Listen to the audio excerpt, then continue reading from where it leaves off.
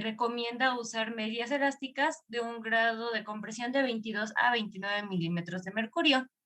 La siguiente, porfis. Bueno, sigue una tablita. ¿Le puedes dar clic? Gracias. También se nos menciona que existen algunas contraindicaciones para el uso de esta compresoterapia o en estas medias.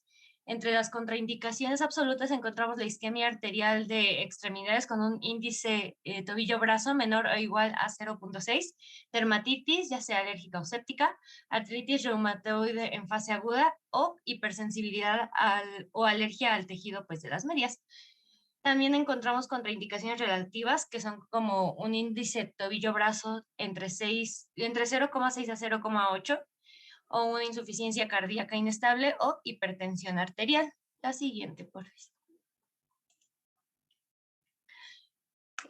Como les había dicho, el tratamiento no farmacológico, o sea, la compresoterapia y el evitar o quitar estos factores de riesgo es como lo más importante, pero también se puede agregar un tratamiento farmacológico, pues como para ayudar y para mejorar lo anterior.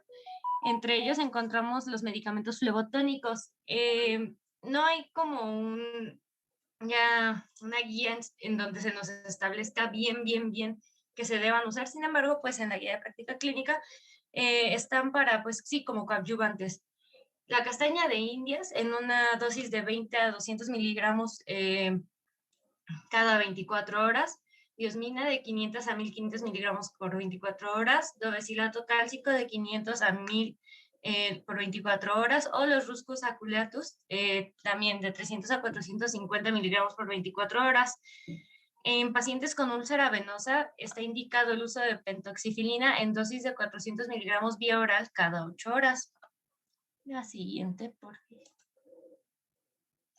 Ahora, también existe un tratamiento quirúrgico, sin embargo, existen indicaciones específicas para este. Entre ellas está, pues, falla del tratamiento conservador, varices complicadas, y bueno, ¿cómo vamos a saber qué son varices o venas varicosas complicadas? Porque ya van a llegar los pacientes con pigmentación, eczema varicoso, hipodermitis, celulitis, úlcera flebostática, hipodermatoesclerosis, hemorragia, tromboflebitis superficial o profunda y linfangitis. Si el paciente presenta alguno de estos síntomas o signos de varices complicadas, pues ya está indicado un tratamiento quirúrgico.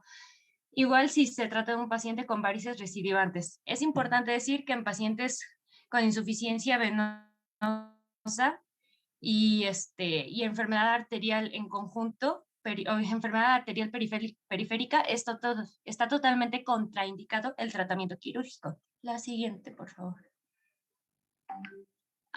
Y olvidaba mencionarles que para decir que hay una falla en el tratamiento conservador es que exista una ausencia de mejoría en un periodo de 6 meses de las medidas que ya hemos visto anteriormente, o sea, las no farmacológicas.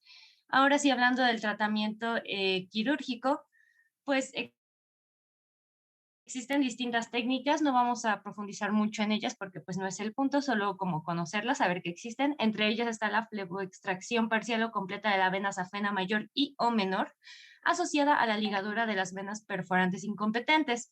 Esta es como la técnica más usada y la más recomendada, según la guía de práctica clínica también es la mejor y la que más se utiliza. Pero también existe la flebectomía por punción, que es la decisión quirúrgica de las varicosidades a través de pequeñas incisiones, como lo podemos observar en la imagen del lado derecho. Ahora, ¿le puedes dar así clic, Georgie, porfis? Bueno, esta es una imagen de cómo se insertan los trocares de cirugía para poder hacer la ligadura de las venas perforantes incompetentes mediante pues una laparotomía. ¿Me das otra, por favor? Ándale, sí. Y aquí es muy importante mencionar que, no tanto, bueno, en lo que regresamos, es importante mencionar que la extirpación de la vena safena mayor no está recomendada por debajo de la rodilla, o sea, podemos extirpar lo que está por debajo, por arriba de la rodilla, más no por debajo, porque si podemos observar, como podemos observar en la imagen, va muy cerca del nervio sural y aquí no se ve, pero también está en alta relación con el nervio safeno. Entonces, existe una alta probabilidad de dañar a estos nervios si se extrae la vena safena por debajo de la rodilla. Entonces, no está recomendado por debajo de la rodilla. La siguiente, porfis. Y bueno, igual tenemos dentro del tratamiento quirúrgico la escleroterapia, que es una inyección de una sustancia química en una vena para causar fibrosis y obstrucción. Existen distintos medicamentos ya aprobados por la FDA para esta escleroterapia y entre ellos están el tetradesil sulfato de sodio, polidocanol, borrato de sodio y glicerina. Este es un video de cómo está, pero yo considero que para avanzar más rápido y para dejarle más tiempo al siguiente equipo, pues si quieren lo pueden observar cuando les pasemos la presentación.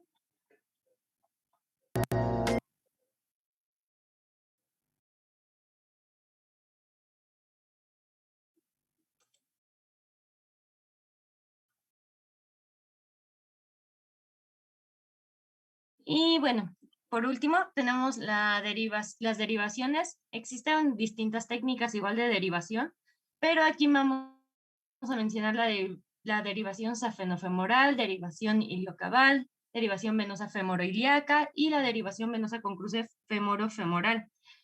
La más utilizada, por así decirlo, es la safenofemoral y esta es propuesta en caso de obstrucción crónica del eje venoso femoral y o de la vena poplitea alta. Igual no vamos a profundizar mucho en esto porque pues sí, son técnicas bastante específicas y pues sí complicadas.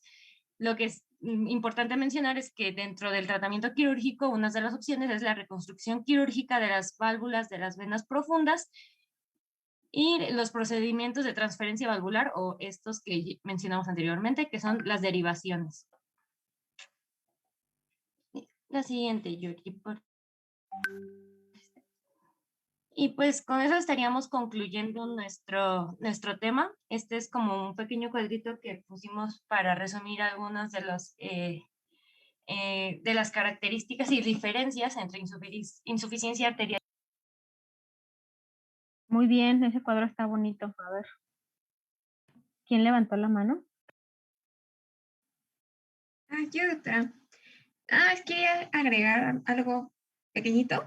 Es que había encontrado en la guía de práctica clínica que el gol estándar o prueba de oro de diagnóstico y cuantificación de de la insuficiencia arterial era la medición cruenta, no, de la presión venosa, y pues se llevaba a cabo en la vena dorsal del pie en bipedestación y post ejercicio para medir los cambios de la presión.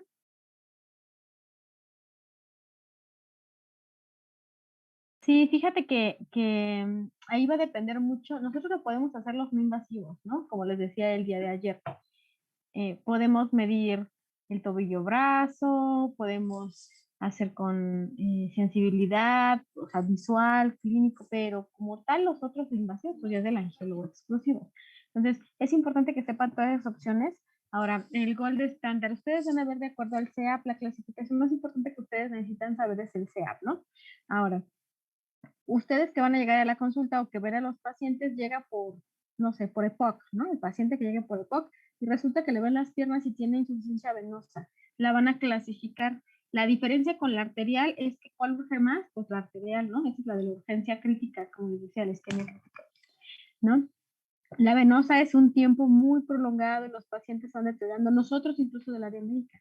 Entonces, las recomendaciones de las medias exactamente es de acuerdo a cada milímetros de mercurio que le quieran poner a los pacientes, ¿no? No nada más es de, póngaselas de leve compresión. Y resulta que el abuelito se los pone sentados y no se sabe poner las medias. Tiene que ponérselas en forma horizontal, como debe estar indicado. Medir de acuerdo a gente que tiene la pierna muy más gruesa de lo normal y entonces las señoras que tienen obesidad y nunca se las ponen. O al revés, no solo quieren que los operen o al contrario, el tratamiento quirúrgico como que no mejora si van a seguir con las malas pues cambios de la vida, ¿no? ¿Por qué? Porque pues no hacen ejercicio, la cuestión del gastrocnemio que no es el músculo que impulsa para que tenga mejor funcionalidad no está. Entonces, sí lo pueden hacer, ustedes pueden ver todos los goles estándar. La guía de práctica clínica es muy puntual en muchas cosas porque te dice como lo fino y lo que dices, vas a necesitar esto y aquello, y el tratamiento es tal cosa, ¿no? Pero si ustedes dicen un paciente que ya tiene mucho tiempo con castaña de indios y que tiene el Daflón o la diosminespiridina, pero no se pone la compresión, realmente no es efectivo. Van a llegar a una safenectomía o una cirugía de mínima invasión a nivel vascular y va a recidivar o va a recurrir mientras se modifican los factores. Entonces, está bien, me gusta que se apoyen en la guía de práctica clínica, también apóyense de algunos otros artículos. En España son muy invasivos, pero en México el problema que tenemos con la obesidad es que pues esto me va a dar, por ejemplo, más factores de riesgo, ¿no? Si ustedes nada más le dicen, tómese el Daflón, y pues a simple vista vean que es un CA3, el paciente ya va a requerir que lo manden o lo refieran al nefrólogo, ¿no? Está muy bien, Judith, que vean lo de la GPC. Yasmin, ¿quería decir algo? Bueno, yo también leí que además de que, por ejemplo, no se deben de usar las medias comprensivas en pacientes que además de insuficiencia venosa tengan Ajá. arterial periférica o con No, una claro. infección invasiva en una úlcera. Úlceras varicosas no podemos. Eso es así como de ley. Entonces tengan cuidado, no, las medias no son para todos. Hay que saber qué tipo de medias. Y si tienen un componente arterial o mixto, pues por eso hay que hacerles el Doppler, ¿no? En ese caso. O si tienen duda, pues reenviarlo al radiólogo. ¿Alguien más?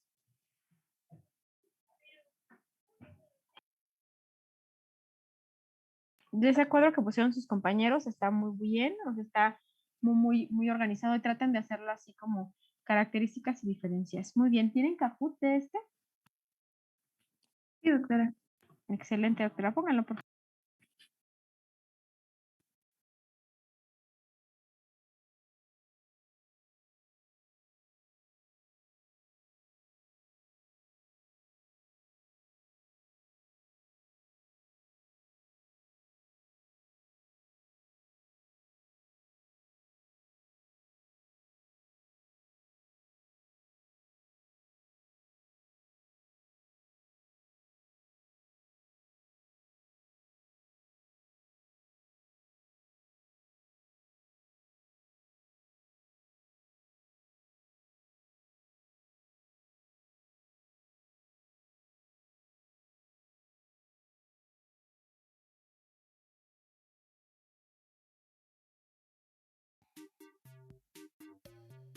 Listo. ¿Sí se ve?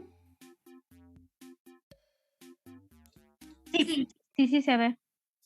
Hágalo de emoción, así como en voz alta, no sé. Sí, doctora. Ahorita leo las preguntas.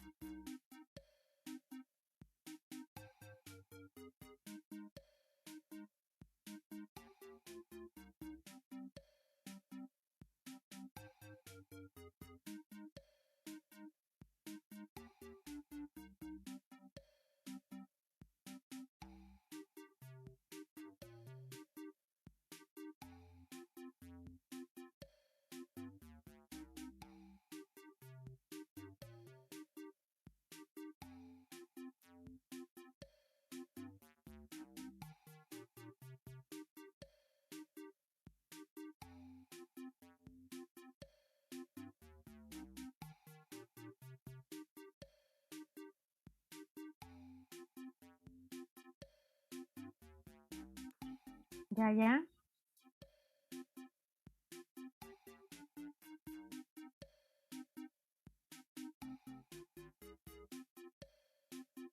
¿Ya nadie más se va a unir? No, para iniciarlo.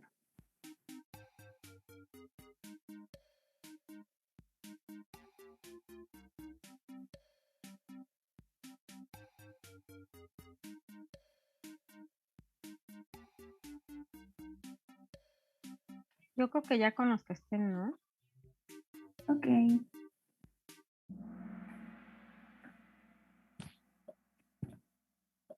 Mucha suerte, chicos.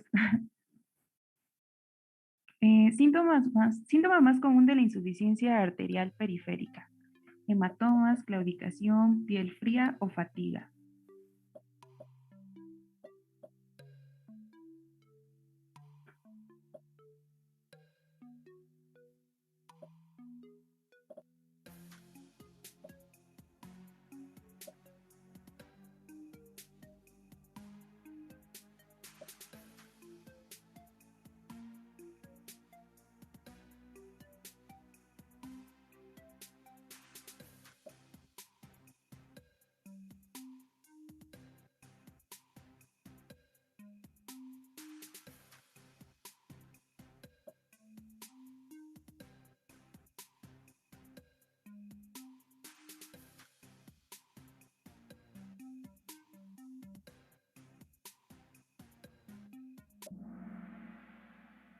Ok, pues la respuesta era claudicación. La mayoría la tuvo bien.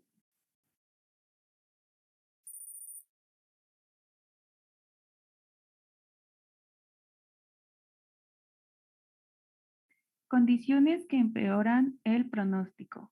En esta pueden elegir pues más de una.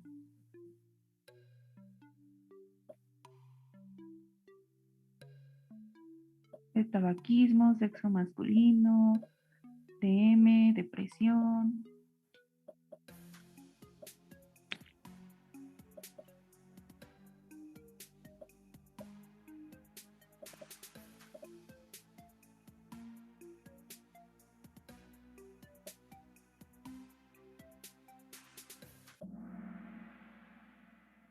Bien, pues sí, las dos respuestas eran tabaquismo y DM.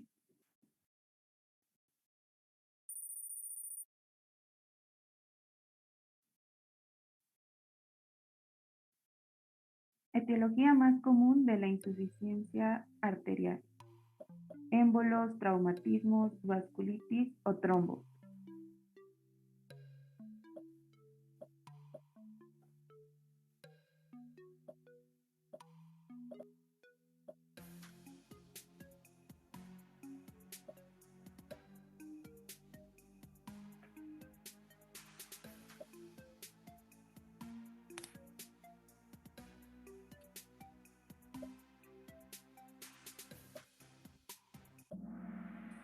Bien, trombos es la etiología pues más común.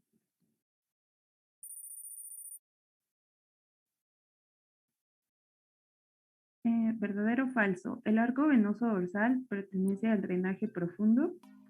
¿Verdadero o falso?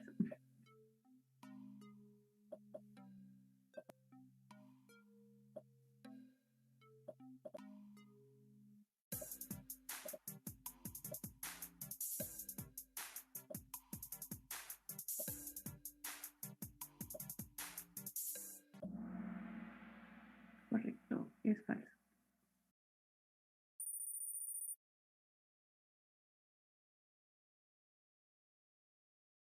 ¿Cuándo se realiza una flebografía? Si existen venas recidivantes, si no se cuenta con Doppler, cuando un paciente con cambio cutáneo sin varices o todas las anteriores.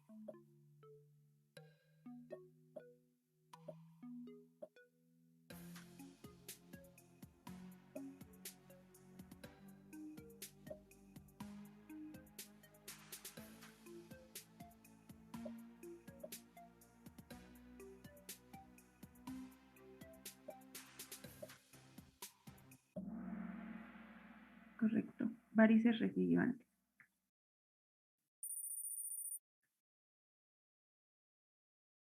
¿Cuáles son las manifestaciones clínicas típicas típicas, perdón, de la insuficiencia venosa.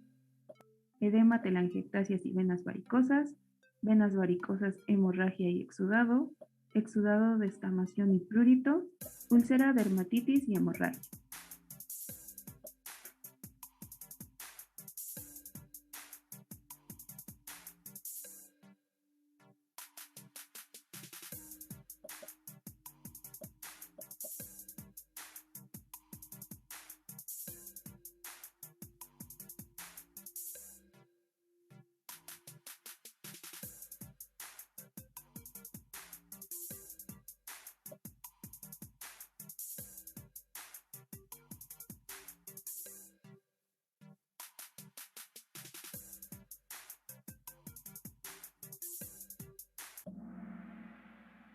Ok, la correcta era edema, telangiectasias y venas varicosas.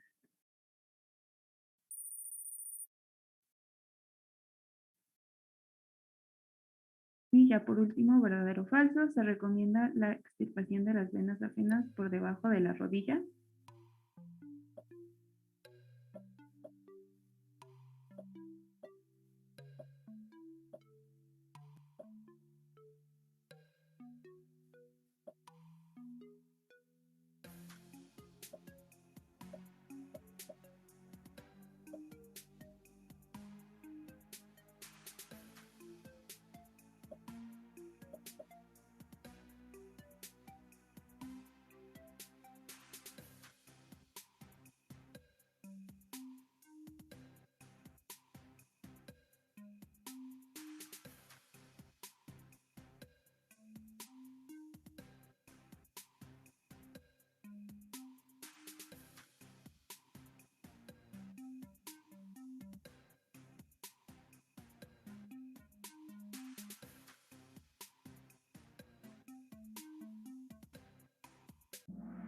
Y pues es falso, como pues lo acabamos de ver, lo comentó mi compañera Citlali, no es recomendado.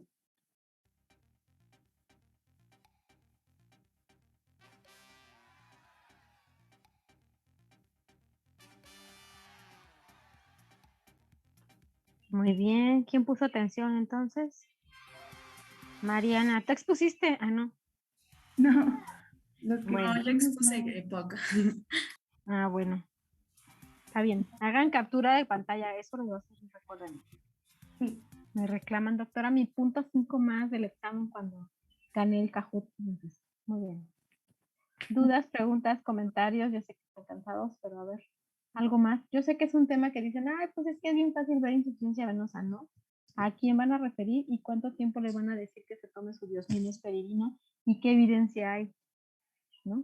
Ahora, esos fármacos hemorrológicos que comentó su compañera o comentaron sus compañeras en la exposición, sí mejoran síntomas, pero lo mejor pues es todo, o sea, ver por qué está dañada esa vasculatura, hacer, o sea, les recomiendan natación o qué tipo de ejercicio que les pueden hacer, ejercicios de higiene venosa, o incluso quien no tenga contraindicación para bicicleta.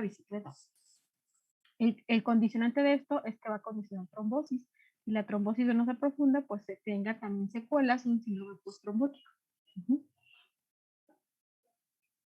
Entonces, una mujer joven como ustedes, o bueno, no tan joven, pero un poco entre los 20 y los 30 años de edad, con antecedentes de trombosis, de anticonceptivos, de que haya tenido embarazo, pues obviamente tiene factor riesgo para trombosis venosa profunda y habrá que ver si tiene síndrome posttrombótico.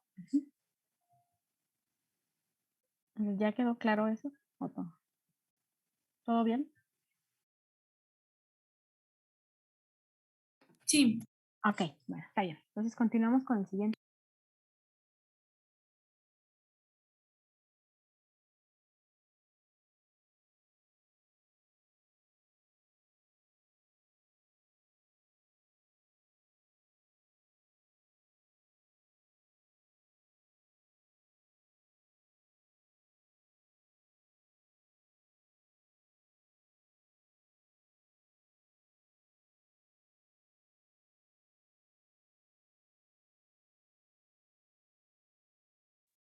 Bueno, pues nosotros somos el equipo número 4. Les vamos a exponer acerca de trombosis arterial y venosa. Y el equipo está conformado por Gildardo Juárez, González Alcalá, Santiago Ruiz y Vega Gutiérrez. A ver si me escuchan. Uh-oh. ¿Sí se escucha? Sí, se escucha bien.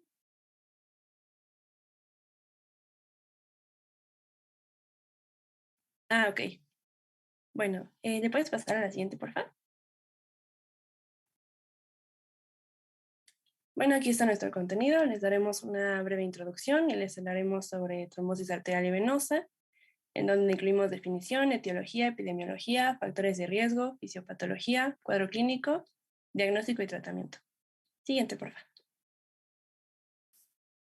Y bueno, para empezar, como breve recordatorio de algunas cosas que ya nos mencionaron nuestros compañeros, la trombosis o obstrucción del flujo sanguíneo por la formación de un coágulo va a ser una causa importante de morbilidad y mortalidad en enfermedades arteriales y venosas, y pues también en grupos demográficos muy diversos. Aquí es muy importante saber que en ausencia de enfermedad, la hemostasia fisiológica, es decir, la normal, como saben, va a tener una relación entre los factores que promueven o inhiben la coagulación sanguínea y pueden favorecer también la primera. Esta respuesta va a ser crucial porque, pues, como saben, previene la hemorragia descontrolada y la exsanguinación después de alguna lesión. En situaciones específicas, los mismos procesos que van a regular la hemostasia normal nos pueden causar trombosis patológica y esto puede terminar en una oclusión de arterias o venas. Y bueno, la hemostasia y la trombosis van a conllevar sobre todo a la interacción de tres factores, que es muy importante que los recuerden. Va a ser la pared vascular, las proteínas de coagulación y las plaquetas. Y muchas enfermedades vasculares agudas se deben a la formación de un trombo en un vaso. Entre ellas tenemos, como hablábamos ayer, infarto de miocardio, apoplejías trombóticas y trombosis venosa. Y bueno, en la trombosis venosa, los estados de hipercoagulación primaria que reflejan defectos en las proteínas que rigen la coagulación, o la fibrinólisis, o también los estados de hipercoagulabilidad secundaria, y también del flujo sanguíneo, o éstasis, pueden producir trombosis. En cambio, la trombosis arterial va a depender en gran medida del estado de nuestra pared vascular, en plaquetas y los factores relacionados con el flujo sanguíneo. Pero pues ahorita vamos a ver más a detalle esto que les acabo de mencionar. Siguiente, por favor. Y bueno, vamos a empezar con trombosis arterial, que como tal su definición es que va a ser una obliteración brusca de un sector arterial provocado por un trombo formado en dicha zona, habitualmente sobre una lesión patológica previa de la pared arterial. Aquí, pues rápidamente vamos a diferenciar embolia y trombosis. En embolia tenemos un trombo formado a distancia que va a ser arrastrado por el torrente sanguíneo, transformado en émbolo, hasta su lugar de implantación en el sector arterial al que llega a ocluir. Y la arteria donde se aloja el émbolo no presenta por lo general alteraciones patológicas previas. En cambio, en trombosis va a ser una obliteración por un trombo in situ, o sea, en la arteria, con lesión patológica preexistente. Y en las trombosis, pues van a ser menos frecuentes que las embolias. También tenemos que diferenciar trombos y émbolos, que bueno, un coágulo anormal que va a aparecer en un vaso sanguíneo se va a llamar trombo, y una vez que este mismo coágulo se desprende, que precisamente va a ser probable que el flujo continuo de sangre que pasa por por nuestro torrente sanguíneo, pues lo desprenda y haga que el coágulo fluya con la sangre. Y este tipo de coágulos que fluyen libremente por nuestros torrentes sanguíneos se va a conocer como émbolo.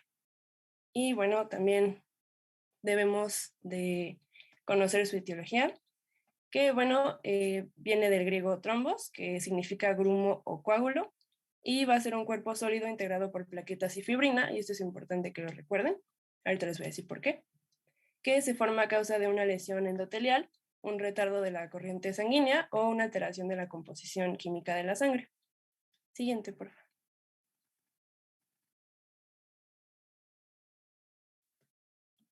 Y bueno, ahora sí, en cuanto a su etiología, vamos a ver que las causas de las enfermedades tromboembólicas en el ser humano van a ser generalmente dobles.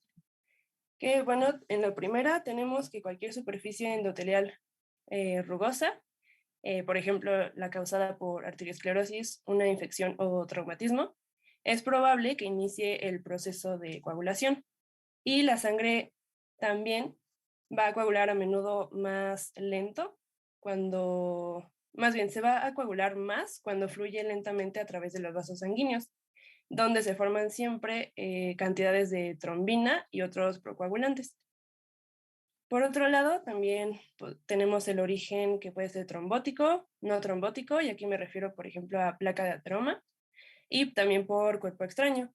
Puede ser también, aquí puede ser gas, aire o incluso un trozo de catéter intraarterial en algunos casos. Y tenemos otras causas. Siguiente, por favor. Que estas la vamos a llamar causas predisponentes. Aquí tenemos arteriopatías crónicas, aneurismas, traumatismos vasculares y en la categoría de otros tenemos hipercoagulabilidad, vasculitis y anomalías anatómicas. También tenemos causas hereditarias en donde tenemos las relacionadas hacia receptores de plaquetas, de enzimas redox o homocisteína. Siguiente, por favor.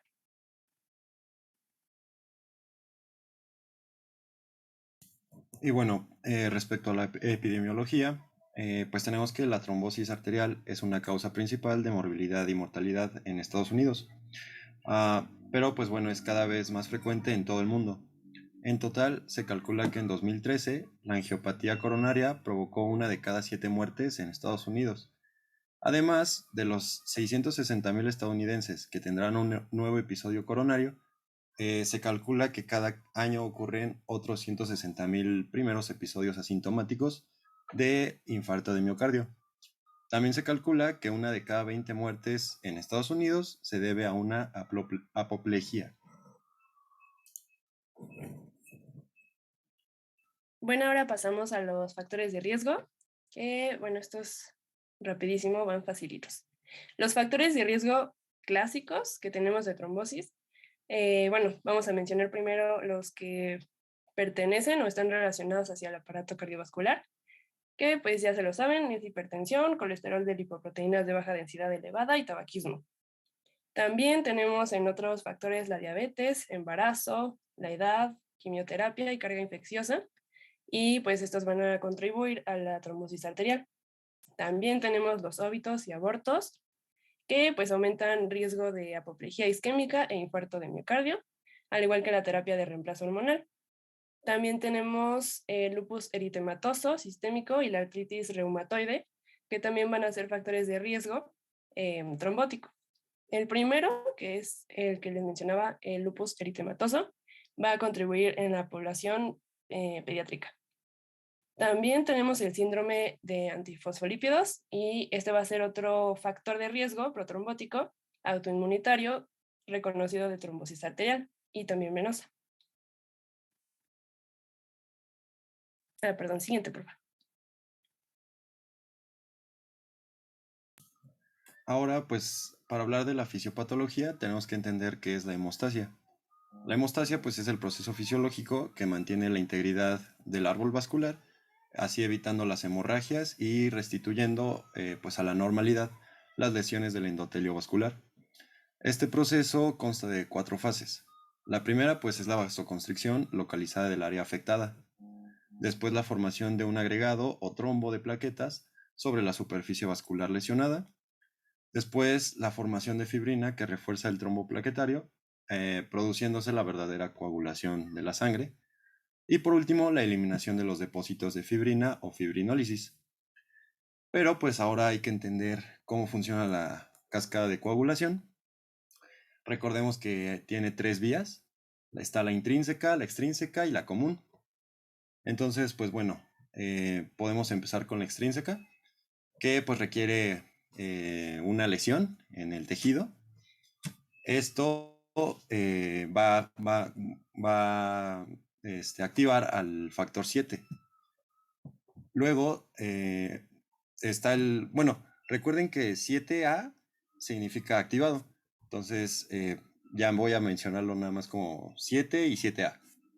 Entonces, ahora vamos con el intrínseco. El factor 12 se une a una superficie con carga negativa. y este es activado por cininógeno de alto peso molecular y calicreína. Entonces, ya que tenemos el factor 12 activado, ahora va a activar al 11. Luego, el factor 9 se activa por el factor 11, 11A, y el factor 8, 7A, perdón. Entonces, también aquí ya es cuando entra pues, la vía común, porque el factor 8 pues, se activa por trombina. Y este es un cofactor en la activación de factor 10 por el factor 9A. Entonces, pues bueno, para que se active el factor 10, pues tenemos que tiene que estar sobre la superficie de plaquetas activadas y se activa por el complejo de tenaza. Este complejo se compone de calcio, factores 8A y 9A. Y bueno, el factor, ya que se activa el factor 10, este va a activar al factor 5 más la trombina. Este complejo va a activar al factor 2, bueno, más calcio, va a activar al factor 2, que es la protrombina, luego se convierte en trombina, y pues ya tenemos prácticamente el coágulo. Ahora, el fibrinógeno más calcio se convierte en fibrina, y luego el factor 13 se activa más calcio, y esto hace, pues le da el refuerzo necesario al coágulo. Recuerden que esto se activa pues por la trombina y pues prácticamente estabiliza el coágulo mediante enlaces cruzados covalentes. Luego también tenemos que mencionar que es la proteína C y la proteína S. La proteína C es activada es unida a la trombomodulina y degrada los factores 8A y 5A. Y la proteína S actúa como un cofactor de la proteína C.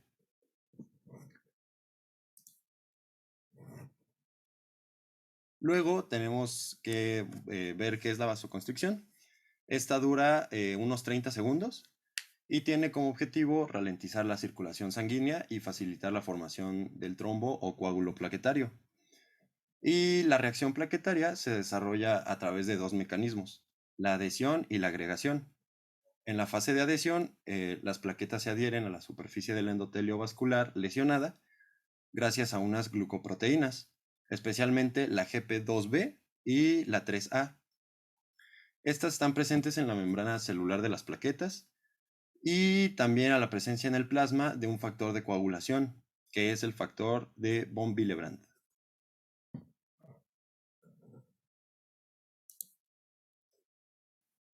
Bueno, ahora vamos a dar el cuadro clínico, que pues este va a estar dado por la regla inglesa de las 5P.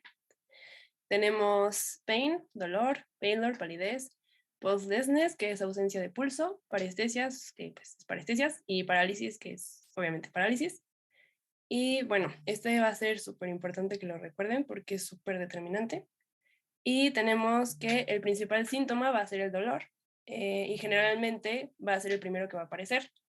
Pero algunas veces no va a ser así, o sea, no es como tal una regla, porque en el 20% de los casos se tiene como primer síntoma la parestesia y la frialdad. Bueno, por otro lado vamos a tener que el dolor aparece generalmente en el lugar donde se impacta el émbolo y a veces puede ser cambiante si se trata de un embolismo migratorio, por ejemplo, embolia aórtica o ilíaca. El dolor inicial va a ser secundario al impacto del émbolo y es debido a la distensión brusca de la pared arterial. Y el dolor tardío va a ser gradual y, bueno, no va a ser menos importante, de hecho es muy importante, y va a ser distal al lugar de oclusión y agravado con el movimiento. Y este va a ser debido a isquemia tisular y muscular. Luego, bueno, ¿me pasas a la siguiente prueba?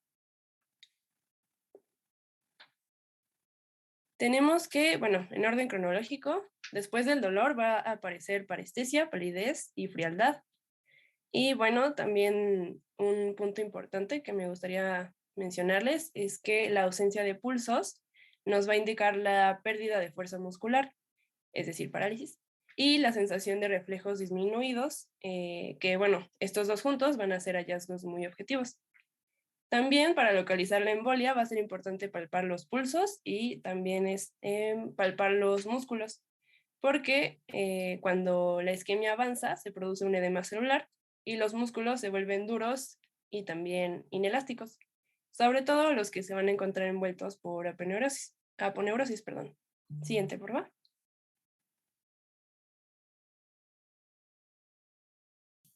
Ahora para el diagnóstico, pues bueno, tenemos pruebas de laboratorio de hemostasia. Tenemos la primera, que sería el tiempo de hemorragia. Esta mide la duración de una hemorragia provocada por una incisión superficial y por tanto pues valora el funcionamiento de la hemostasia primaria. Después tenemos el tiempo de protrombina. Este valora la vía extrínseca, aunque también engloba la vía común. Y se alarga en enfermedad hepática, déficit de vitamina K y con anticoagulantes orales. Ahora tenemos la TTPA, que es el tiempo de tromboplastina parcial activada. Se utiliza para la valoración de la vía intrínseca, aunque pues también engloba la vía común. Esta se alarga con hemofilia A, déficit de protrombina y con anticoagulantes. También tenemos el tiempo de trombina.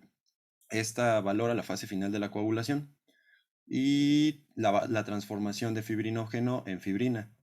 Se alarga por déficit de fibrinógeno y presencia de heparina. Y por último tenemos al dímero D, el cual demuestra la presencia de productos de degradación del fibrinógeno y pues este aumenta en estados de hiperactivación de la coagulación con tromboembolismo e hiperfibrinólisis.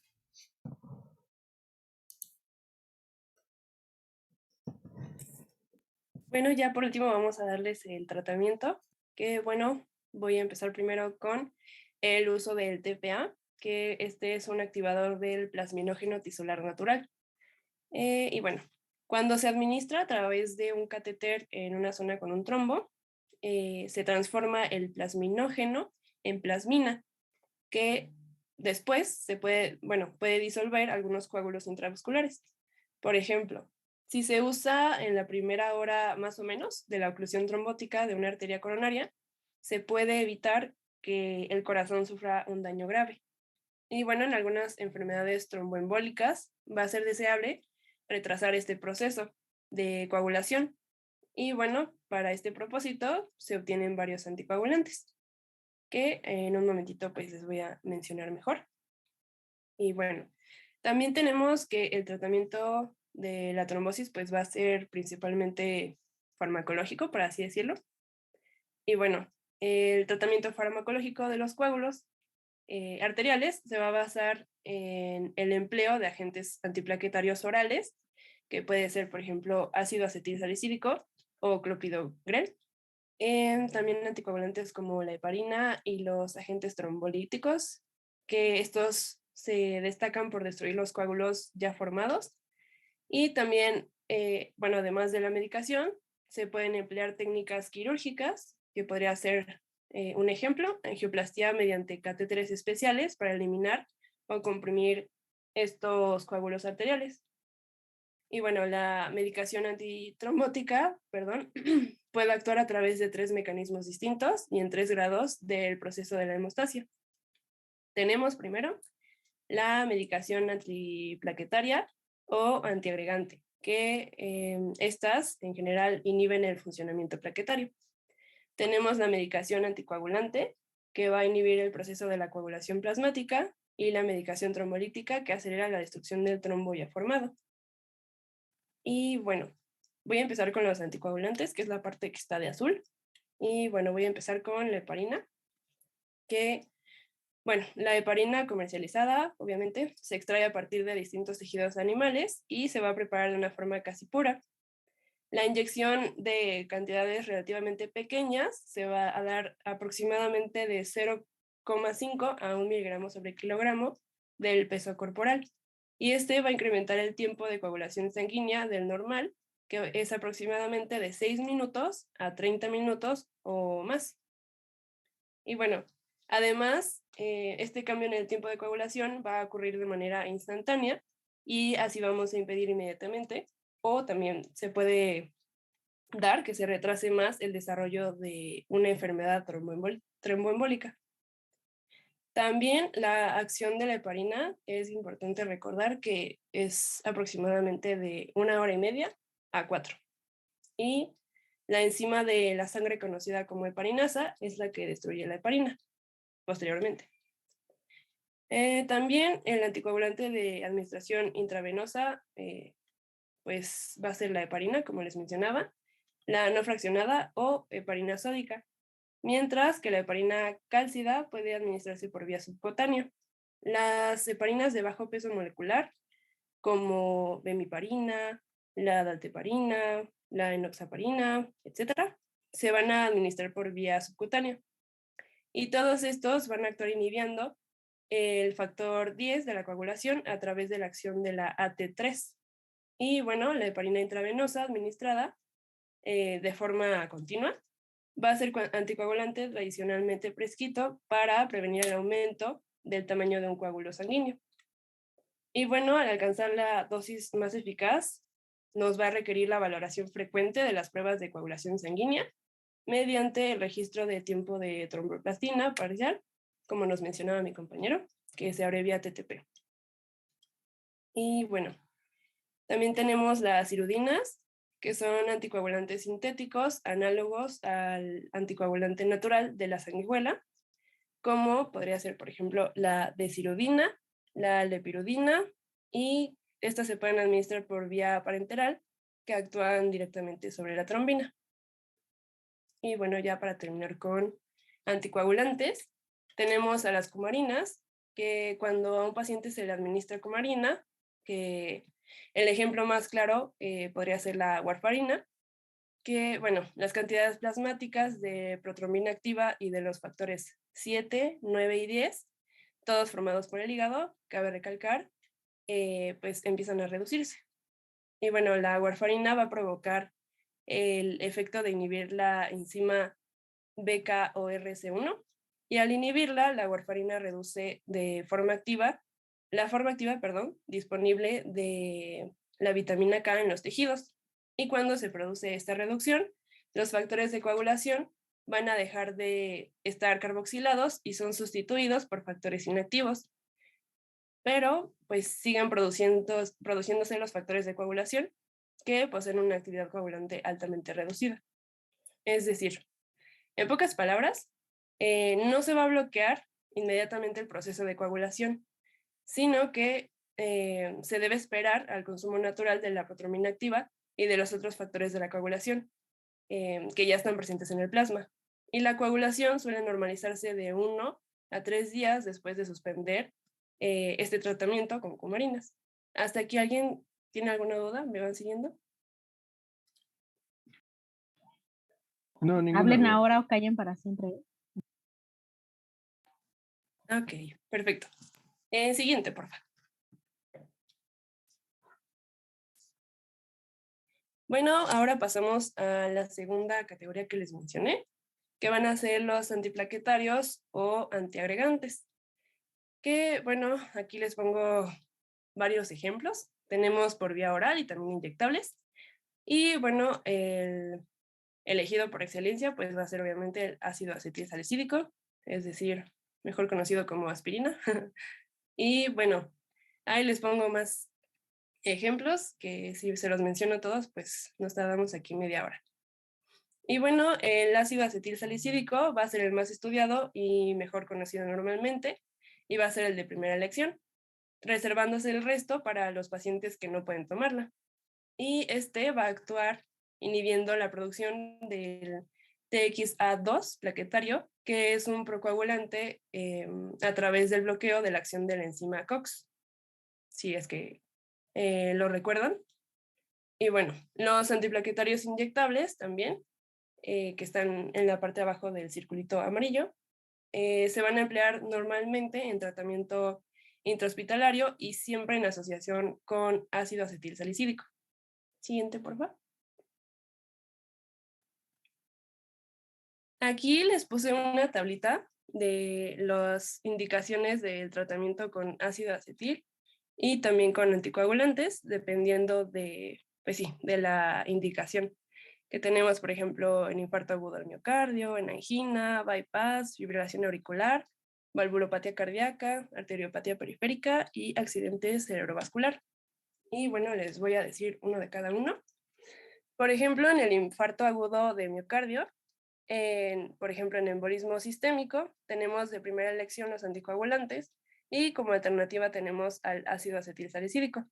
En cuanto a la angina inestable, por ejemplo, utilizamos ácido acetilsalicílico más heparina y si no, pues solamente ácido acetilsalicílico solito.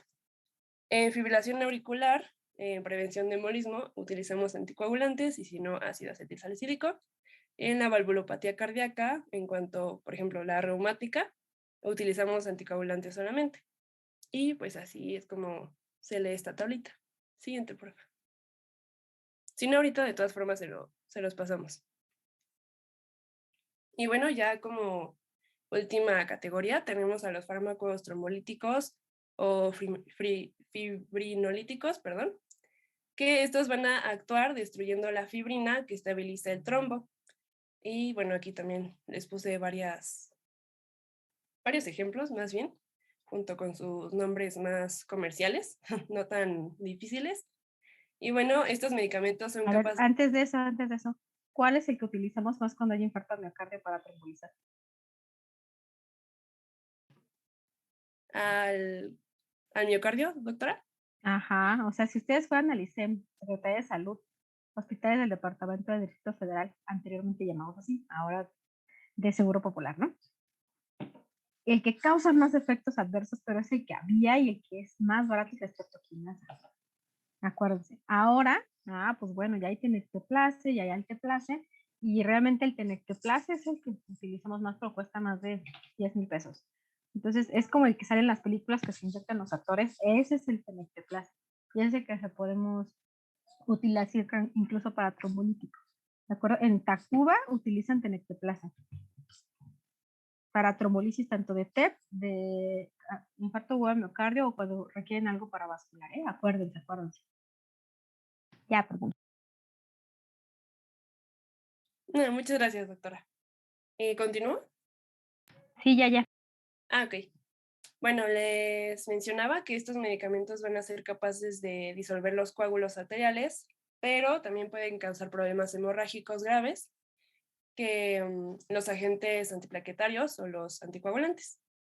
Y bueno, los agentes trombolíticos no van a ser capaces de diferenciar entre un coágulo peligroso que está produciendo precisamente un ataque cardíaco y, bueno, ese entre un coágulo beneficioso que está impidiendo una hemorragia de, no sé, por ejemplo, una úlcera de estómago o de una arteria cerebral lesionada. Entonces, precisamente por eso tiene un poquito más de problemas que si utilizamos antiplaquetarios o anticoagulantes. Por lo tanto, aunque los vamos a asociar a una tasa aproximada de 20% de mejoría sobre la supervivencia de un ataque cardíaco, también los podemos asociar a una tasa de hemorragia cerebral de alrededor del 1%. Y bueno, siguiente, por favor.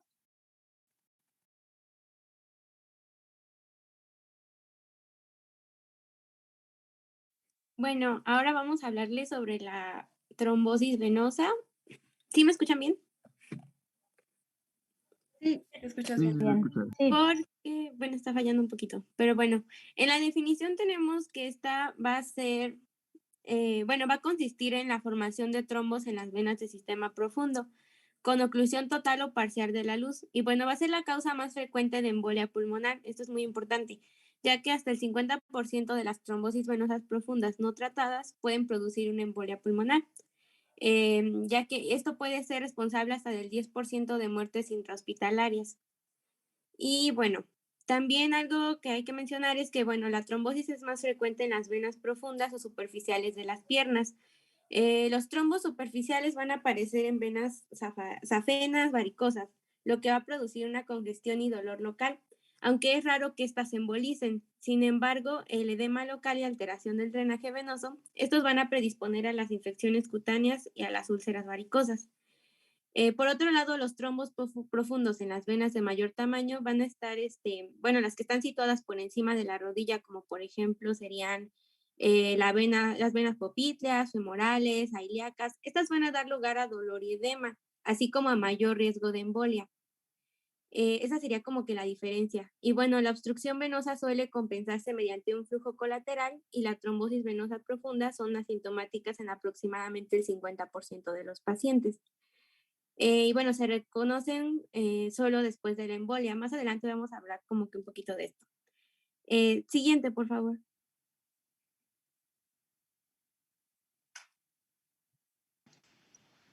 Y bueno, aquí vamos a tener algunas de las etiologías.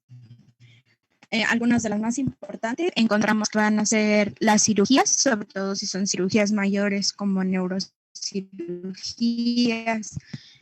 También tienen que ver mucho los traumatismos. También un cáncer puede provocar esta trombosis venosa. También otra etiología es el embarazo y el periodo del puerperio. También el consumo de anticonceptivos orales y el uso de hormonoterapia. Y también, sobre todo algo muy importante, van a ser las enfermedades con paresia en las extremidades inferiores. La que sigue, por favor.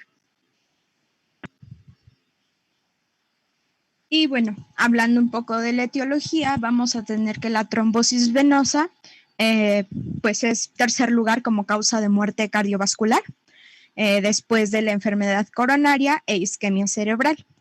Vamos a tener que aproximadamente van a haber de 1 a 2 eventos por 1,000 personas al año. Esta va a ser más frecuente en los hombres y pues bueno, algo importante a destacar es que esto se va a asociar a la edad. Y hablando un poco más del lado de las mujeres, encontramos que esta se puede dar más en lo que es la etapa reproductiva, que es aproximadamente de los 16 a los 44 años. Y bueno, también hablando ya pues a un nivel más grande, vamos a tener que cada año a más de 200,000 personas van a presentar una tromboembolia venosa, de las cuales aproximadamente un 30% fallecen después de 30 días y una quinta parte de estos pueden sufrir una muerte súbita a causa de una embolia pulmonar. La que sigue, por favor. Y bueno, ahora vamos a tener a los factores de riesgo. Igual, algo muy importante van a ser las cirugías mayores. También un factor de riesgo bastante importante va a ser pues el padecimiento, que es la insuficiencia cardíaca. Otro muy importante también, que se relaciona con el tema pasado, pues es la obesidad. Y también, como lo comentaba en la epidemiología, la edad también va a ser algo muy importante, ya que después de los 40 años, cada 10 años se va a duplicar el riesgo de padecerla. La que sigue, por favor.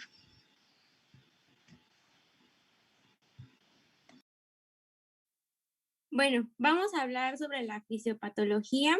Y bueno, de manera general, el drenaje venoso, como ya lo mencioné al principio, del miembro inferior está dado por 2 sistemas circulatorios. Va a ser un sistema venoso profundo y uno superficial.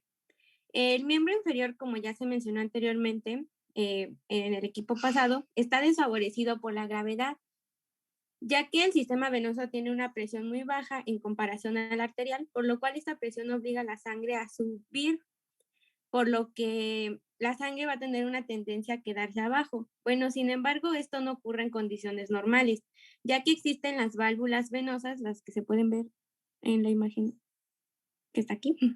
Es que no puedo señalar, pero bueno, existen las válvulas venosas, las cuales, como van a ser unidireccionales, estas van a permitir que la sangre ascienda, pero cuando quiera regresar, estas válvulas se cierran y no van a permitir que la sangre pase. Recuerden esto en condiciones normales. Sin embargo, en la trombosis venosa profunda pueden generarse trombos, que ya lo hemos ido mencionando, antes o después de las válvulas. Y bueno, el problema con esto es que generalmente estos son asintomáticos y poco a poco se van generando y se van a ir formando en la vía vascular, pero van a ir creciendo poco a poco hasta llegar a ocluir por completo la vena, lo cual va a ocasionar que ésta interrumpa su circulación. Y pues por consiguiente, la sangre sigue llegando, pero ya no pasa, y lo que ocasiona que ésta aumente su tamaño y se distienda generando dolor, y a su vez por la acumulación de sangre va a aumentar la presión hidrostática, favoreciendo que el líquido se pase al espacio intersticial y ocasionando edema. Esto es como que el paso de todo lo que va. Y bueno, finalmente para que la sangre logre seguir circulando, debe recurrir al sistema superficial mediante las venas comunicantes, lo que va a ocasionar que aumente su volumen hasta que la válvula ya no logre retener el exceso de sangre y produce una distensión de las venas. Y bueno, como ya mencionamos, estas venas son superficiales y pues se puede ver a través de la piel y estas serían las conocidas varices. Entonces, un dato importante aquí que hay que saber es que estos no están relacionados, ya que se puede tener trombosis venosa sin varices o varices sin trombosis venosa. Sin embargo, una condición que puede llegar a empeorar, bueno, es una condición que puede llegar a empeorar una a la otra. Y bueno, ya entrando directamente en la fisiopatología, debemos saber que para que en una vena se origine un trombo, hace falta que se altere alguno o varios de los mecanismos conocidos como triada de Virchow. Y bueno, la triada de Virchow está constituida por la éstasis venosa, la lesión endotelial y la hipercoagulabilidad. Bueno, hablando de la hipercoagulabilidad, esta va a ser una predisposición a la formación de trombos. También va a estar en estado de hipercoagulación o trombofilia. Y bueno, esta puede ser hereditaria o adquirida. Entre sus muchas causas posibles se incluyen la neoplasia maligna, el embarazo y el tratamiento hormonal menopáusico. Y bueno, un sitio frecuente para la formación de trombos son las valvas, que ya las mencionamos, lo cual va a producir éstasis venosa. Y bueno, a medida que crece el trombo, después de se reúnen eritrocitos y fibrina. Es lo que igual ya se mencionó al inicio. Entonces, pues la éstasis o alteración del flujo venoso va a ser el flujo sanguíneo venoso normal, pero va a depender de la acción de los músculos de las extremidades y de la adecuación funcional de las válvulas del seno venoso. Esto va a permitir que el flujo sanguíneo sea unidireccional, por lo cual la éstasis venosa se produce cuando las válvulas del seno venoso son disfuncionales o cuando no se utilizan los músculos de las extremidades. Y bueno, los factores de riesgo a estos son, pues cuando hay inmovilidad, insuficiencia cardíaca y lesión de la médula espinal, lo que provoca parálisis y pues es cuando las personas están completamente pues sin moverse. Y también tenemos el daño endotelial, que sería la lesión en la que uno de los tres pilares que conforman bueno, es una lesión de la triada de Virchow también. Y bueno, en esta el daño va a estar en la integridad y funcionamiento de la capa interna que reviste los vasos sanguíneos, conocida como endotelio. Y bueno, en esta, exponiendo la membrana basal de por debajo de él se encuentra. Entonces, va a favorecer la adhesión de las plaquetas, llevando a que se liberen sustancias vasoactivas, de tal forma que se desencadenan eventos que originan que se formen trombos dentro de ellos. Y bueno, aquí vamos a repetir un poquito de lo que ya mencionó mi compañero al inicio, el mecanismo de la hemostasia. Como podemos recordar, esta va a ser el proceso de formación de coágulos en lugar de la lesión vascular. Y bueno, como él ya lo mencionó, solo para repetirlo, para que quede claro, se divide en 5 fases. La primera sería el espasmo vascular, la segunda sería la formación del tapón plaquetario, después va a haber un desarrollo de un coágulo sanguíneo como consecuencia del proceso de coagulación. Posteriormente sería la retracción del coágulo y finalmente la disolución del coágulo. Y bueno, este proceso conlleva la interacción de sustratos, enzimas, proteínas y cofactor de iones de calcio que circulan en la sangre o que se liberan de plaquetas y células en la pared vascular. No sé si tengan alguna duda en esto. Y bueno, solo de manera general, en la hipercoagulabilidad, los principales factores que va a haber va a ser el cáncer, el embarazo y puerperio, principalmente por la terapia hormonal, enfermedades autoinmunes, trombofilias, fármacos, sepsis, deshidratación y síndrome nefrótico. En la lesión endotelial los factores serían el trauma, cirugía, trombosis previa, una sepsis, la vasculitis, uso de catéteres, quimioterapia, funciones y la aterosclerosis. Y en la éstesis, pues esta se da por por edad avanzada, por inmovilidad, lesión neurológica, obesidad, obstrucción vascular, insuficiencia cardíaca y pues también por varices. Siguiente, por favor.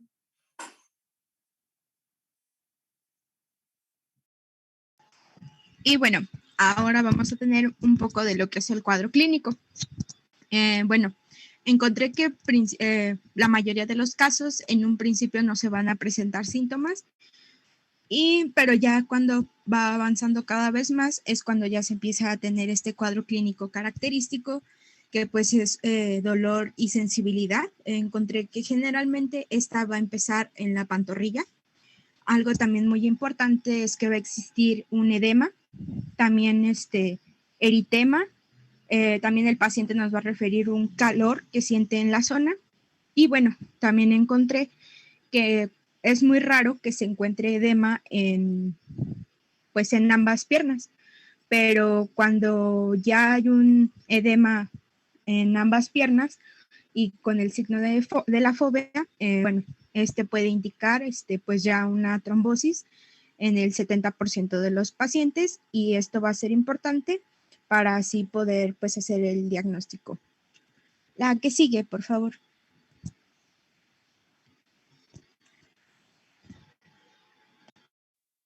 Bueno, también les vamos a hablar sobre el diagnóstico.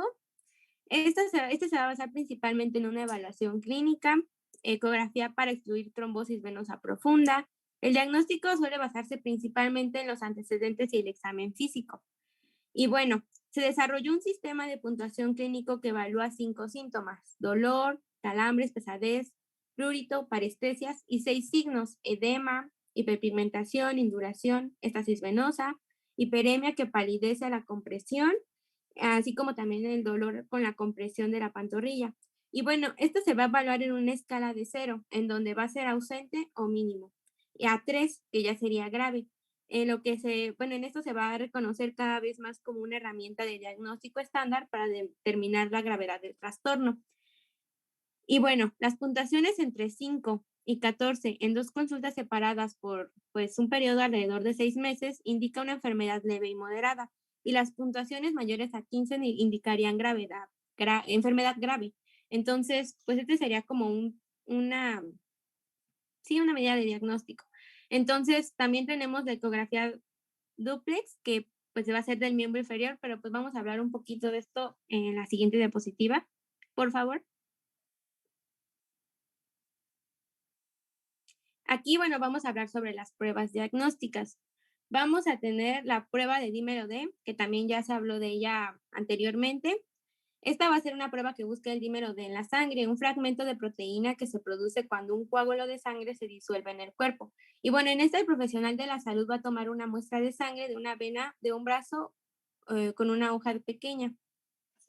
Posteriormente vamos a tener la ecografía dúplex, que sería un examen para ver cómo se desplaza la sangre a través de las arterias y las venas. Y bueno, esta puede ser en ocasiones es combinada. Sería la ecografía tradicional, la cual va a utilizar sondas sonoras que rebotan en los vasos sanguíneos para crear imágenes, en conjunto con la ecografía Doppler, que esta va a registrar las ondas sonoras que se reflejan de los objetos en movimiento, como la sangre, para medir su velocidad y otros aspectos de cómo fluyen. Sería más como del flujo sanguíneo. Y bueno, finalmente también tenemos entre pues las medidas diagnósticas la venografía, que sería un venograma, un examen por rayos X que involucra la inyección de material de contraste dentro de una vena, la cual nos va a mostrar cómo fluye la sangre a través de las venas. Estas serían como que las más conocidas y más empleadas. Siguiente, por favor. Y bueno, vamos a hablar, bueno, ya en trombosis arterial ya les hablaron acerca de la diferencia entre los medicamentos. Y bueno, yo nada más les voy a dar pues algo que también es un poco relevante. Encontré que, bueno, se tiene que iniciar un tratamiento con una anticoagulación parental, Esto mientras esperan los resultados de los estudios para así pues poder dar un diagnóstico. Y bueno, no sé si alcancen a ver bien la tablita, pero si no, ahorita la pueden ver bien ya cuando les pasemos la presentación o en la guía de práctica clínica. Es aquí donde nos va a hablar sobre que, bueno, depende la etiología y depende de lo que tenga el paciente o de lo que sufra, es el tratamiento o a los anticoagulantes recomendados. Por ejemplo, si un paciente tiene cáncer, pues bueno, se le puede administrar heparina de bajo peso molecular. Si se prefiere un tratamiento oral una vez al día, pues se va a preferir el rivaroxaban o un antagonista de vitamina K. Si existe enfermedad hepática y coagulopatía, vamos a ocupar una heparina de bajo peso molecular. Si hay insuficiencia renal con depuración de creatinina menor a 30 mililitros por minuto, igual vamos a utilizar un antagonista de vitamina K. Si hay enfermedad arterial coronaria, vamos de igual manera a ocupar un antagonista de vitamina K, rivaroxaban o apixaban. Y bueno, ya también si hay una dispepsia o antecedente de una hemorragia intestinal, también vamos a utilizar un antagonista de vitamina K o apixaban. Y bueno, también igual en embarazo o riesgo de embarazo vamos a utilizar heparina de bajo riesgo molecular, de bajo peso molecular. Y bueno, todo esto pues bueno, para utilizar el mejor tratamiento. Y bueno, también encontré que ya pueden haber algunas alternativas ya un poco más pues ambulatorias, que como lo es una trombólisis por catéter, que consiste en la administración de un agente trombótico directamente por un catéter para eliminar el coágulo pues que ocluye a la vena. Pero pues como lo encontré en un artículo, pues no es de primera línea. También encontré que se puede ocupar lo que es filtros para vena cava inferior. Y bueno, estos filtros pues van a evitar que los émbolos alcancen los pulmones y pues a su vez pues una embolia pulmonar. Y bueno, también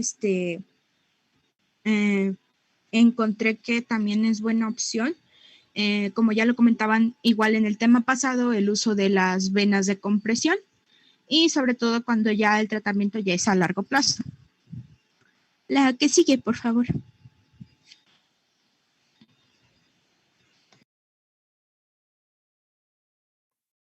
Pues sería todo de nuestra parte, chicos. No sé si tengan alguna pregunta. Muy bien, doctores, resumieron bastante bien los temas, tanto el equipo pasado como ustedes. Me hicieron muy puntual, me gustaron mucho sus diapositivas, muy puntuales, sin tanto texto. Ahora, algo importante que también hay que destacar es que, recuerden, de acuerdo al grupo de edad es lo que van a sospechar. La causa más común en adultos mayores de trombosis arterial, ¿cuál sería?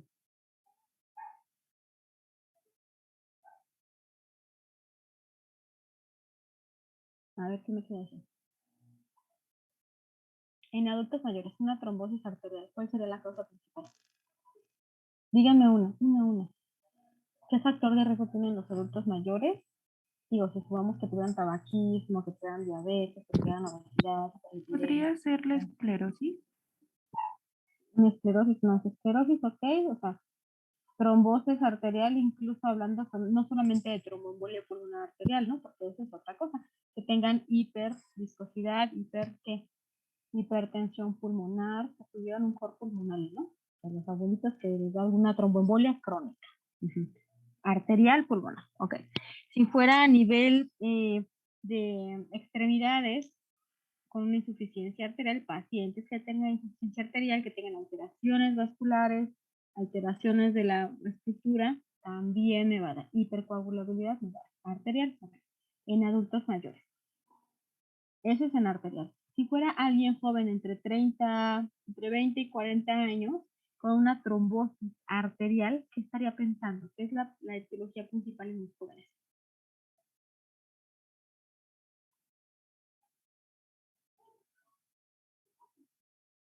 Muy bien, síndrome de anticuerpos antifosfolípidos, problemas inmunológicos en arteriales, ¿ok?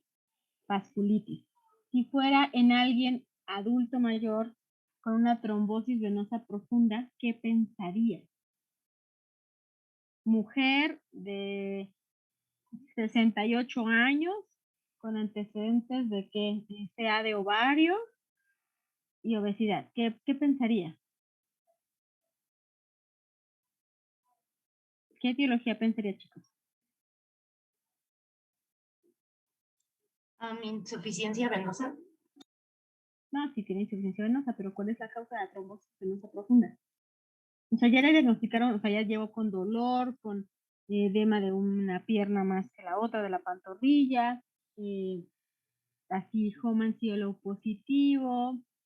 ¿Qué pensaríamos? ¿Cuál es la etiología más común en una abuelita de esa edad con antecedentes de estado de embarazo?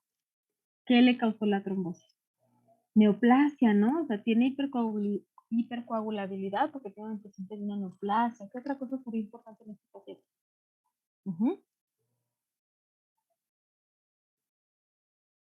Sí tiene ¿Podría ser obesidad. la estasis sanguínea? Estasis sanguínea seguramente sí, ¿no? Entonces, todo paciente adulto mayor, pensemos que cuando hay una trombosis, ahora, si la trombosis es muy localizada, pues es de la safena, o es de la arterial, o las perforantes, pues.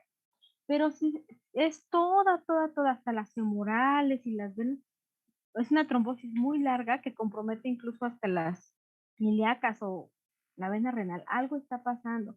Y esos pacientes también pueden tener incremento de la creatinina o incluso unas trombosis muy extensas. Me va a hablar de qué, de compresiones y de estados coagulantes por neoplasia.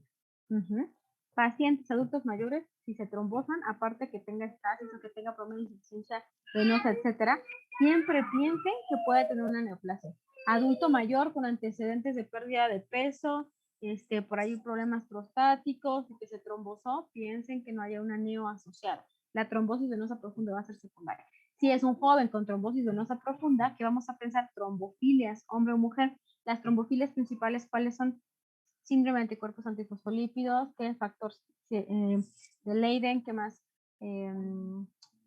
Hiperhomocisteinemia se da mucho a pacientes jóvenes o pacientes adultos también ya que tengan hemodiálisis o que estén con diabetes, ¿no? ¿Qué más? ¿Qué otra trombofilia encontramos? Las vasculitis, ¿no? O sea, hay muchas trombofilias que no hemos estudiado, que realmente dices, bueno, la paciente joven que no tiene anticoagulantes, que no tiene anticonceptivos orales, que no es obesa, que no tiene ningún factor y que se trombosó. Y segunda trombosis y tercera trombosis. Esto es, o que ya les de un EBC, o sea, también hablando de eventos a nivel isquémico, ¿no? Y pues decía su compañero en la clase pasada. Entonces, todo esto también me va a condicionar trombofilia, ¿no? Y todos estos pacientes requieren anticoagulación. Es diferente poner una paciente que tenga lupus más un síndrome de anticuerpos antifosfolípidos secundario a lupus, más un paciente que solo tenga hiperhomocisteinemia, o un paciente que tenga algún antecedentes de problemas como valvulopatías congénitas o recambios valvulares, y que también sea un estado procoagulante, ¿no? Entonces, por eso su compañera fue de Narel, ¿verdad? Creo, la que puso la tabla de los anticoagulantes. Entonces, justamente dice, ¿cuál es la diferencia o cuáles son mejores? Están indicados en diferentes patologías. Una paciente con SAF y con lupus, no le voy a dejar rivaroxaban. Se utilizan más los antagonistas de la vitamina K, como cuál, warfarina y acenocumarina. Recuerden que la historia de estos antagonistas, bueno, de estos anticoagulantes fue con ratas, con veneno para ratas. Y hicieron esto para venenos para ratas porque se desangraban, obviamente, ¿no? Entonces, ustedes van a utilizar estos fármacos siempre que empiece una anticoagulación. Para este tipo de pacientes, que son, por ejemplo, lupus con SAF o algo, tienen que poner, hacer el switch con la heparina de bajo peso molecular. En heparinas es un show, en heparinas tenemos las de bajo peso molecular y las no fraccionadas. ¿Con cuáles se va a modificar el TPT? ¿Con qué heparina se modifica el TPT? A ver, ¿alguien se acuerda? Creo que lo dijeron. Con las no fraccionadas. Acuérdense que es la vía intrínseca, las no fraccionadas, ¿de acuerdo? Entonces, la heparina no fraccionada es la que vende de 1000 unidades, de 5000 unidades, se pone un bolo en infusión, se calcula por kilogramo de peso. Y la no fraccionada, pues cuando no tenemos muchos hospitales de servicios de salubridad y así, Cuando no tienen tantos recursos porque la otra es más cara, pues se ponen en infusión. Van a calcularlo por kilo de peso de acuerdo con esta 0.01.1 y después de 72 horas que tengamos el efecto anticoagulante, ya les agregamos bien la dosis titulada de la fenofumarina o de la warfarina en una paciente, por ejemplo, con lupus quizás y con trombosis, ¿no? Que tiene trombosis. Bueno, en pacientes que tengan recambios valvulares, pues igual son acenofumarina o warfarina, sobre todo. Para mantener un INR arriba de 2.5 o de 3, depende cómo sea el contexto del paciente. Y evitar que tengan más trombosis. En pacientes que tengan otro tipo de patologías, la ventaja de las heparinas de bajo peso molecular es que son una dosis, una aplicación, hay de 30, de 40 o de 60, la enoxaparina, está la fraxiparina, ¿no? La nandroparina, hay varias, cada día salen diferentes, pero son muy caras. Ahora con el boom del COVID, que a todo el mundo le querían dejar anticoagulación, pues bueno, efectivamente pues dejamos muchas heparinas bajo peso molecular. Pacientes que están sometidos a cirugías ortopédicas o que tengan reposo absoluto más de 24 horas, se deja tromboprofilaxis, que es 1 miligramo por kilogramo de peso cada 24 horas en un paciente con función renal normal. En un paciente adulto mayor, o sea, más de 70 años, que tenga antecedentes de previos de plaquetopenia, insuficiencia hepática o que tenga falla renal, la heparina de bajo peso molecular para cuestiones de no trombosis a nivel profiláctico intrahospitalario se calcula 0.5 miligramos por kilogramo de peso al día. Entonces, si tengo un paciente de 60 kilos y tiene falla renal etapa 3 y es adulto mayor porque se fracturó la pelvis y le van a poner prótesis de cadera y no llega el material y después operaron, etcétera, le tienen que calcular 0.5 por 6, 30 miligramos de heparina, no fraccionada, en este caso enoxaparina, cada 24 horas, ¿de acuerdo? Si van a estar en reposo absoluto más de 24 horas. Bueno, ¿qué más? Los nuevos anticoagulantes está ya comentada su compañía el Xarelto, está el Liquis, que es el Xarelto es el Rivaroxaban, es el 80% de sustituciones a nivel renal. El apixaban no, sin embargo se dan cada 12 horas, que es el Helicus. Entonces sí tienen que estar bien vigilando y viendo cuáles son las dosis de los pacientes. Ahora en cuanto a insuficiencia venosa crónica o arterial, también los angiólogos para evitar tanto las mediciones con las heparinas o que el paciente se sobredosifique o que tenga sangrados, pues le dejan Xarelto, que es el Rivaroxaban, que es el más utilizado, hasta de 2.5 para cuestiones de venosa periférica. Y cuando hay una trombosis, la dosis de anticoagulación son de 15 o de 20 miligramos cada 24 horas, siempre y cuando no tenga problema renal. ¿De acuerdo? No sé si tengan alguna pregunta, duda, comentario. ¿Ya se durmieron? No, doctora, aquí andamos. Se quedan así con cara de ¿qué nos va a preguntar? Bueno, si no hay ninguna otra pregunta, entonces acuérdense de Bishop, qué tratamiento, ver el contexto del paciente, si es joven, sospechen trombofilias o pues factores de riesgo como nefróticos, cuando tienen dislipidemia también condiciona más riesgo de anticoagulación. Y cuando es adulto mayor, piensen siempre en neoplasias, piensen mal y buscan neoplasias secundarias, ¿no? Ok, van a poner el caput. Sí, doctora. Bueno, está bien. Compañeros de ninguno tiene preguntas, comentarios, nada. Yo creo que estuvo muy claro, la exposición muy buena, entonces no sé si alguien más quiere aportar algo diferente. Sí, chequense alguna tablita de nuevos anticoagulantes y dosis, que es lo que van a utilizar más como en la práctica clínica. ¿Y cuánto tiempo antes de una cirugía suspendo la heparina no fraccionada?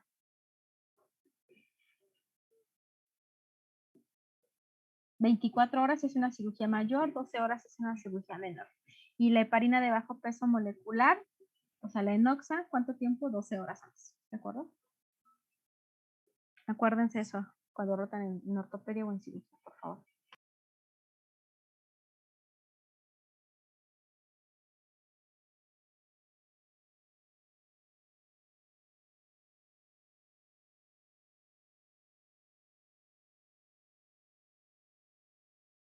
Ya última y disfrutan su fin de semana. ¿Mañana tienen clase en la escuela o es en línea también?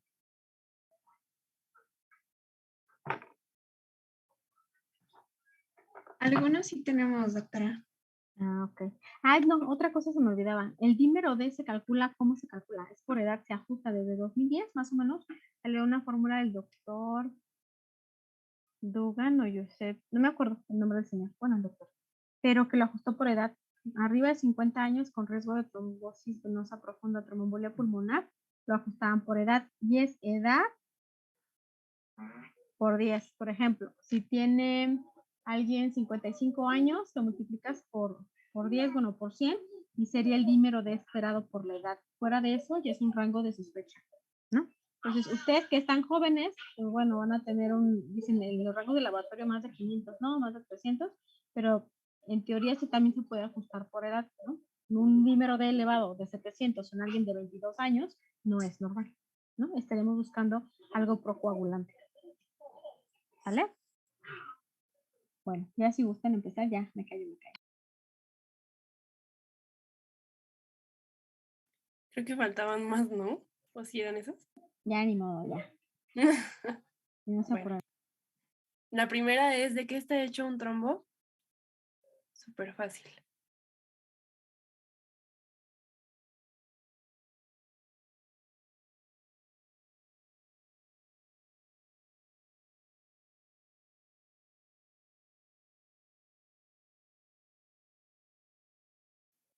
Bueno, todos la contestaron bien. Bueno, a excepción de 2 personas. Pero sí, muy bien. Están hechos de plaquetas. Ay, bueno. Gracias. Este es de verdadero o falso. Y la pregunta es, ¿se utiliza el dímero D para detectar un tromboembolismo?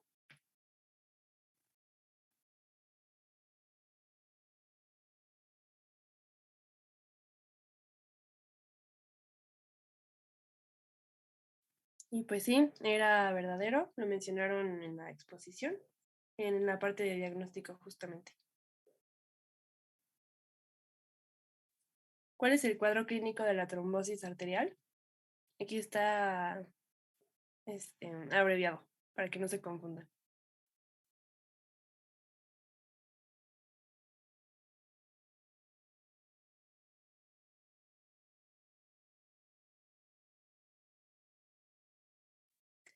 Sí, eran las 5P, si recuerdan, se las mencioné justamente en el cuadro clínico.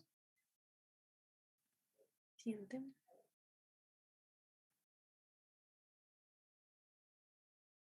La siguiente es, la trombosis venosa profunda es la causa más frecuente de tromboembolia pulmonar, ¿verdadero o falso?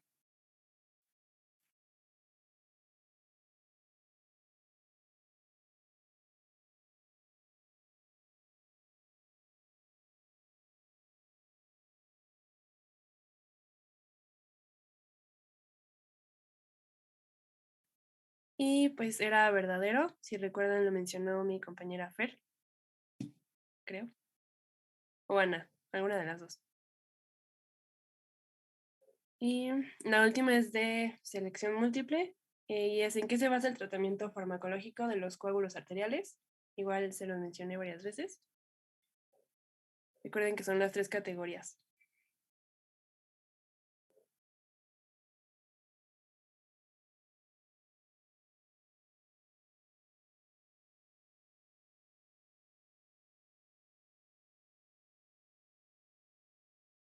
Y la respuesta correcta era antiplaquetarios, anticoagulantes y trombólíticos.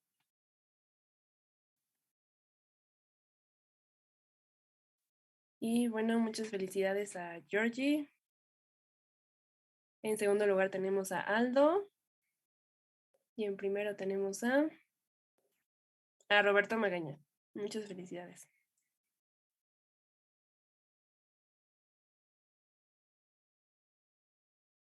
Muy bien, chicos. Pues muy bien. Yo creo que todas las exposiciones han sido muy, muy buenas. Yo sé que no todo les gusta exponer. Se ponen muy nerviosos. De repente la voz no se escucha y dicen que es el micrófono. Pero poco a poco van a ir conociéndose entre ustedes y tener más confianza. ¿Qué más? Otro aviso parroquial les iba a decir. Ok, yo creo que vamos bien con los temas. Les aviso bien el lunes, el día que nos vamos a conectar un poquito más con Felipe, con el paciente de neumología, para que les dé lo de la explicación de las respiros, algo más práctica. Y yo creo que hacemos como que un caso conjunto ya con las patologías que estemos hasta la próxima semana. El próximo jueves me van a tener que regalar un poco más de tiempo, ya sé, para que al menos hagamos como el ejercicio, ¿no? De integrarlo todo en un paciente. ¿Les parece?